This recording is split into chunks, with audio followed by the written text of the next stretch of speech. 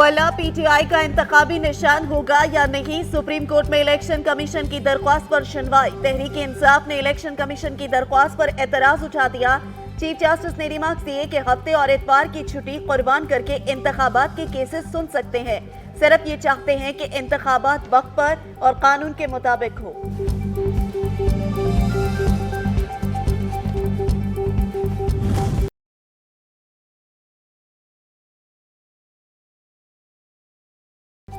PTI के intra party इंतखाबात और बल्ले के निशान की बहाली से मुतालिक हुक्म पर अमल दरामद क्यों न किया। पेशावर हाईकोर्ट में दायर तौहीनी अदालत की दरखास्त पर इलेक्शन कमीशन को नोटिस जारी करके 16 जनवरी तक जवाब तलब कर लिया।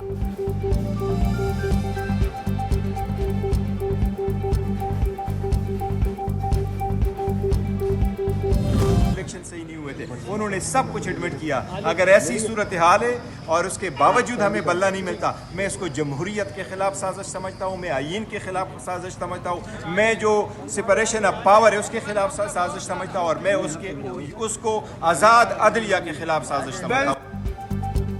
पीटीआई से इंतखाबी निशान बल्ला वापस लेना आईन व कानून और जमहूरी निजाम के खिलाफ घिनौनी साजिश है। हमारी उम्मीदों का वाहिद मरकज अदालत है। चेयरमैन पीटीआई बैरिस्टर गौहर कहते हैं, मुखालफिन तैयारी कर लें, बल्ले के बगैर भी शिकस्त इनका मुकद्दर होगी।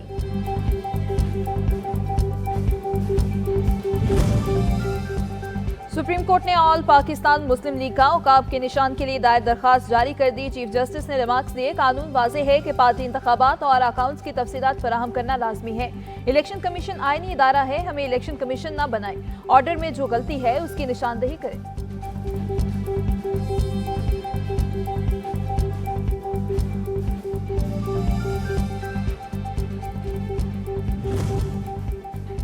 इंट्रा पार्टी इंतखाबात से मुतालिक हिदायत पर अमल दरामद में कोताही पर एक्शन। इलेक्शन कमीशन ने 15 में से 13 सियासी जमातों को डीलिस्ट कर दिया।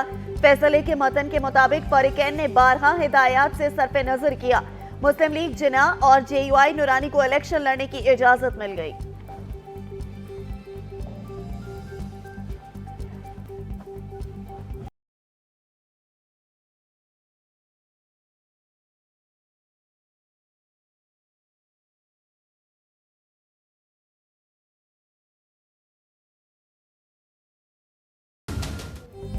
आम इंतखाबात के लिए कागजात नामजदगी वापस लेने का आखिरी रोज कल। उम्मीदवारों को इंतखाबी निशान अलॉट कर दिए जाएंगे।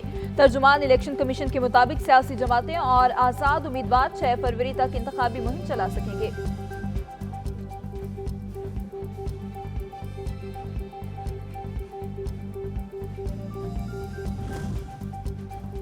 पीटीआई ने टिकटों के लिए उम्मीदवारों का ऐलान कर दिया। एनए 10 से चेयरमैन बैरिस्टर गौहर खान उम्मीदवार होंगे। एनए 44 से अली अमीन गंडापुर, एनए 19 से साबिक स्पीकर कौमी असेंबली असद कैसर, एनए 1 चित्राल से अब्दुल लतीफ पीटीआई के उम्मीदवार होंगे।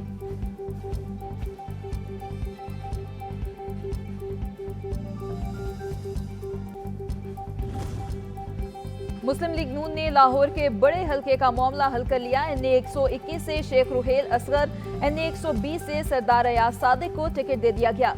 साबिक रुकन असम्बली सुहेल शौकत से माजरत कर ली गई। मतवाली रहनुमा अब पीपी 151 से किस्मत आजमाएंगे।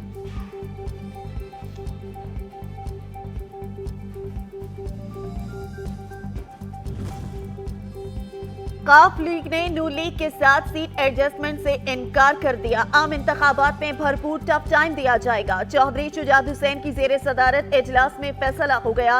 रहनुमाओं की अक्सरियत ने ज़ात की हद तक सीट एडजस्टमेंट को नाकाबिल कबूल करार दे दिया।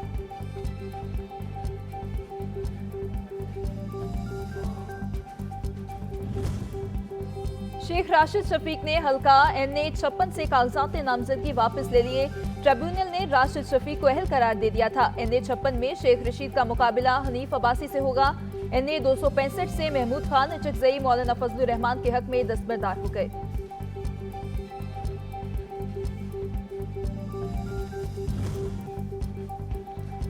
जस्टिस रिटायर्ड मज़ाहिर नकवी के खिलाफ शिकायत पर सुप्रीम जुडिशल काउंसिल का इजलास। वकील ख्वाजा हारिस ने जमा करदा जवाब में कहा, जुडिशल काउंसिल को सिर्फ ओहदे पर विराजमान जज के खिलाफ कार्रवाई का इख्तियार है।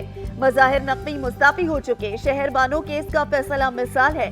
अटॉर्नी जनरल ने कहा विफाकी हुकूमत फैसले के खिलाफ अपील दायर करेगी। चीफ जस्टिस ने कहा मामले को फिर 15 फरवरी को देखेंगे। सदर मुमलिकत आरिफ अलवी ने वजीर आजम की एडवाइस पर सुप्रीम कोर्ट के जज जस्टिस एजाजुल एहसन का इस्तीफा मंजूर कर लिया। इकदाम आइन के आर्टिकल 179 और 206(1) के तहत उठाया गया।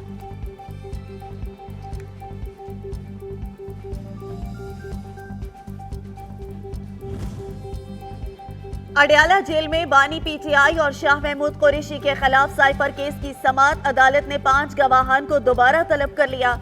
समाअत 15 जनवरी तक मुलतवी। तोशाखाना केस की कार्रवाई भी वकला की सदा पर कल तक मुलतवी कर दी गई।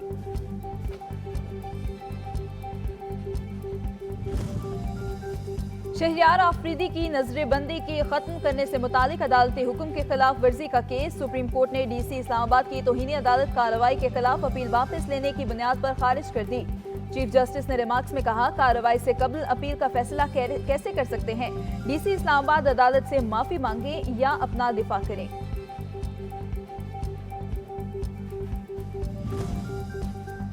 माली खुर्दबर्द का केस इस्लामाबाद के एहतसाब अदालत ने सबक वफाकी वजीर फवाद चौधरी का 3 रोजा जिस्मानी रिमांड मंजूर कर लिया।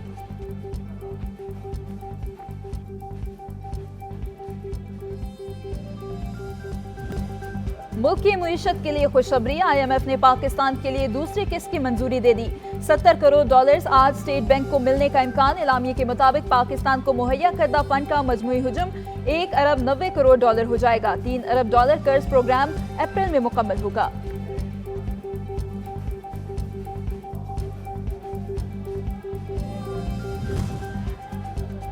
मुल्की ज़र मुबादला के ज़खायर $3 करोड़ 60 लाख बढ़ गए। स्टेट बैंक के मुताबिक 5 जनवरी तक ज़र मुबादला ज़खायर $13 अरब 25 करोड़ रहे।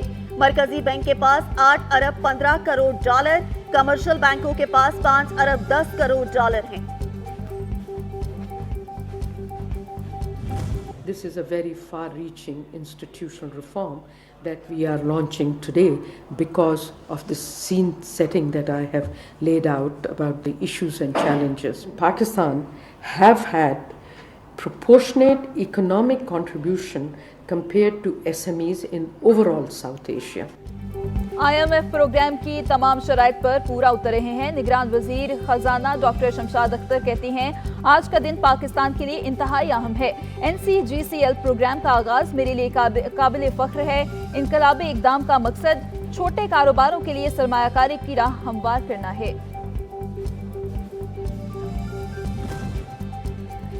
गैर कानूनी अफगान बाशिंदों की वतन वापसी का सिलसिला जारी। 11 जनवरी तक पाकिस्तान छोड़ने वाले गैर कानूनी अफगान बाशिंदों की कुल तादाद 4,65,614 तक पहुंच गई। वापसी का सिलसिला जारी और सारी है। बिजली चोरी के खिलाफ क्रैकडाउन का सिलसिला जारी। 31 दिसंबर से 8 जनवरी के आदादो शुमार के मुताबिक मुल्क भर से 2.138 बिलियन रुपए वसूल और 199 अफराद को गिरफ्तार किया गया।